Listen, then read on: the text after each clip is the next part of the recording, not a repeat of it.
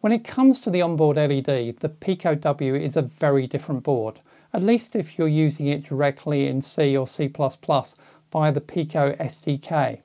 This video is going to be a beginner's guide to flashing the Pico-w's onboard LED. Hi, I'm John, your concierge to the world of the Raspberry Pi Pico, IoT, robotics and other fun tech. This video is a 3-minute summary of my beginner's episode on flashing the LED for the Pico-w. I've covered how to do this for the Pico in a separate episode. Please do like the video and subscribe, I really appreciate it. The Pico connects to the onboard LED directly to a GPIO line of the RP2040, but not one that's otherwise exposed on the outside of a Pico. They were not able to do this for the Pico-w, as they needed the line for communicating with the onboard Wi-Fi chip, the CYW43. So instead, the onboard LED is connected to the CYW43 Wi-Fi controller.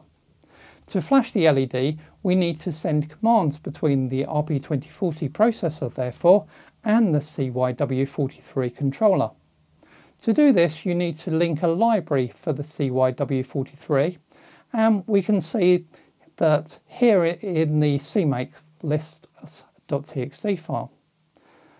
Then, before we can flash the LED, we must initialize the Wi-Fi controller, and before using some special functions which raise and lower the GPIO line that is connected from the CYW43 out to the onboard LED. There are several different versions of this CYW43 library we can use to control the LED.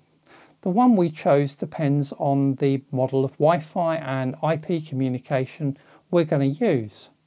My advice though is that unless you're doing anything other than using the top one, i.e. not using IP at all, then don't use the onboard LED. The code can easily interfere with communication and therefore cause you to lose connections and have lots of issues. You're much safer to use an external LED in my experience.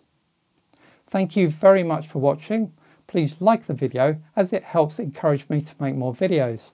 And please subscribe and hit that notification button to avoid missing the next video. Goodbye for now.